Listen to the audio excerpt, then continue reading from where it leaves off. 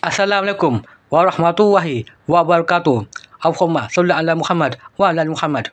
Nabi Muhammad SAW berkata kepada Ruhaya dalam mimpi, ya Allah peliharkan kepadanya, wahai anakku, sungguh air ini melepaskan dahaga dan kelegaan. Sesungguhnya kelak di yaumul mahsyar kalian dalam keausan. Jika kalian meminum air tuba, kalian tidak akan merasakan dahaga dan kalian tidak akan merasa kehausan. Bismillahirrahmanirrahim. Nabi Muhammad SAW berada dalam rumahku. Beliau bergegas menuju keluar rumah dan aku keluar rumah dan mengunci pintu. Kami pergi menuju depan rumah ke jalan raya dan tiba-tiba aku melihat seorang yang membawa kuda dan menaikkan Nabi Muhammad SAW di atas kuda dan aku mengikutinya di belakang dengan kudaku pula. Dan kami sampai di padang pasir yang luas menuju rumah kami. Ketika sampai, Nabi Muhammad SAW membantu menurunkanku. Nabi Muhammad SAW berkata, wahai Ruhaya, tunggulah di rumah, kita akan pergi lagi. Aku lihat Nabi Muhammad SAW mengambil beberapa makanan dan meletakkan barang-barang di atas kuda. Aku melihat kain-kain dan beberapa barang lainnya. Nabi Muhammad SAW mengingatnya. Aku bertanya, ke manakah kita ya ayahku Muhammad SAW? Nabi Muhammad SAW menjawab, ke Palestina. Kita akan memberikan bantuan kepada umatku di sana. Aku melihat beberapa orang membantunya dan telah kerobak dengan kuda dan dipenuhi tepung, gandum dan lainnya. Dan setelah itu kami pergi bersama-sama. Nabi Muhammad SAW berada di atas kudanya dan aku menumpang di belakangnya dan kami pergi berobangan. Nabi Muhammad SAW memandang seorang pria yang berada di samping kami dan aku melihat bagaimana Nabi Muhammad SAW berbicara dengan pria itu. Dan yang lainnya, aku menghitung sekitar 6 orang lainnya dan kami pergi dengan segera. Jauhnya terasa perjalanan kami dan kami pun beristirahat di gelapnya malam. Kami tidur membuat kemah di perjalanan dan aku melihat suasana malam di luasnya padang pasir. Aku duduk di sisi Nabi Muhammad SAW yang tidur yang lainnya berada di luar kemah. Nabi Muhammad SAW tidur menyamping arah kanan dan dia berbicara padaku, anakku Ruhaya, dia harap seminggu lagi kita akan menuju pulang. Aku merasakan perjalanan yang lama. Aku mengangguk. Nabi Muhammad SAW berkata, umatku tidak buta, tuli dan bisu. Mereka yang membantu tidak akan tuli, bisu dan buta. Wahai anakku, aku mengangguk. Kami menuju Palestina menghantarkan bahan makanan. Lalu di pagi hari kami melanjutkan perjalanan dengan rombongan. Terlihat Nabi Muhammad SAW dengan beberapa orang. Dua antaranya dengan Umar bin Khattab dan Abu Bakar. Dan kami melanjutkan perjalanan. Seorang saudara laki-laki selalu bersama kami. Dia mengurus semuanya dan juga menuntun kami. Dan tiba-tiba kami sampai di tempat tujuan. Terlihat umat-umatnya menunggunya dengan keadaan lapar. Nabi Muhammad SAW menangis saat mencapai umat-umatnya.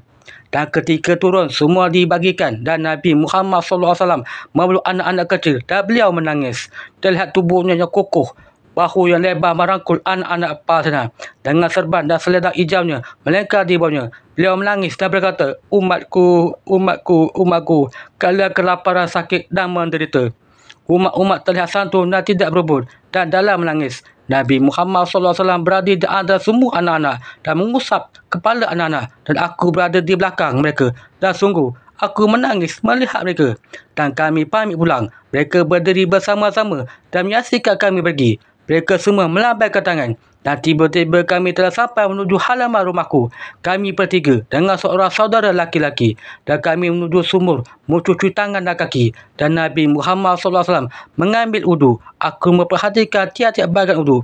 Setelah selesai, beliau berdoa dan mengangkat tangan. Sebelah beliau pergi, beliau mengambil air sumur. Beliau memasukkan dalam botol airnya.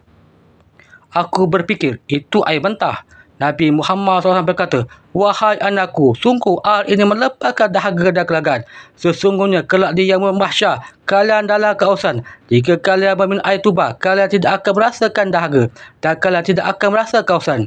Dan aku melihat Nabi Muhammad SAW mengambil posisi jongkok dan meminum airnya. Dan Nabi Muhammad SAW mengangkat tangannya berdoa, ya Allah, jadikanlah air ini sebagai kelegaan dan pelapar kehausan oleh umat-umatku di yaumul mahsyar kelak. Di saat mereka menunggu persidangannya, mereka dalam kehausan. Matahari berada di atas umur-umur mereka. Sungguh berikanlah mereka kelegaan setelah mereka meminum air tubamu. Sesungguhnya engkau Allah, Rabb kami yang agung, dan kepada engkau lah kami kembali. Sesungguhnya umat-umatku hamba-hambamu, ya Allah, dan sayangilah mereka sebagaimana engkau menyayangiku. Dan aku melihat tubuh Nabi Muhammad SAW bergoncang menangis. Dan dan mengambil ibu jari Datuk Nurjul dan mengusap sudut mata di atas hidungnya. Beliau pergi ke dalam rumah dan kami mengikuti dari belakang setelah mengambil uduk pula. Aku melihat Nabi Muhammad SAW solat dan kami solat berada di belakangnya, dan aku terbangun dengan menyisakan rasa haru. Aku selalu menangis menulis mimpi ini. Sungguh Nabi Muhammad SAW banyak menangis mengingat umatnya walaupun dalam mimpiku. Semuanya seperti telah nyata, aku selalu pula menangis dengannya. Allah berkata kepada aku melalui Ilang Sekali Busana Bari, bagikan pesanku, bagikan pesan Muhammad SAW dalam mimpimu. Sungguh, aku memberikanmu kemudahan dan aku terbanyak-banyak dan karunia berlimpah. Sungguh, hanya yang berakal sihatlah yang mengambil pelajaran. Bukalah surah Al-Baqarah ayat 269. Surah Al-Baqarah, Bismillahirrahmanirrahim. Artinya, ayat 269.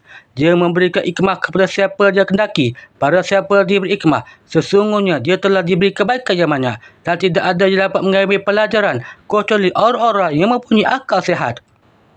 Sesungguhnya aku Allah bersaksi di pada zaman kepada saksiku dan saksi-saksiku ikut menyampaikan, kerana dalam perjanjian Allah mereka semua ditanya, apakah kalian beriman kepada aku? Allah bersaksi di pada zaman, dan mereka hamba-hambaku yang belum menjawab, sungguh aku beriman ya Allah, engkau bersaksi. Dan aku Allah bertanya, apakah kalian para perempuan mau menjadi saksiku? Dan di antara mereka perempuan hanya satu yang bersedia menjadi saksiku, kerana firmanku berbahaya dan menakutkan. Sungguh Ad-Dajjal menjadi Ad-Dajjal kerana ingkar padaku. Sesungguhnya dia hamba yang tak akan tetapi ingkar padaku kerana aturanku. Sungguh pada mereka akan terpisah dua golongan. Setelah aku Allah bersaksi, golongan kanan dan golongan kiri, masing-masing mereka memiliki pemimpin. Dan sungguh hamba-hamba yang beriman terhadap bersaksi, mereka hamba-hamba yang berkata, cukup, jadikan saja aku saksimu setelah saksi utamamu, ya Allah. Aku akan datang di dahulu ketika seorangmu telah datang. Dan aku perlihatkan pada mimpi Ruhaya 2006 ketika bila cahaya Ruh Allah Kudus Isa Ibn Maryam AS mundur tunjuk kepadaku Allah di balik tabir di Yaumul Mahsyar. Ruhaya menyaksikan orang-orang di hadapanku datang bersama-sama dan mereka memandangku Allah. Sungguh mereka aku datangkan kepada Ruhaya kerana risalahku yang tersebar, dan hanya 303 orang yang memenuhi janjinya kepadaku. Allah bersaksi, dan mereka beriman kepadaku dan beriman kepada akhir. Ulaika ala hudan min rabbihim wa ulaika humul muflihun. Amin ya Allah, ya Rabb, ya Sami, ya Basir. Alhamdulillah.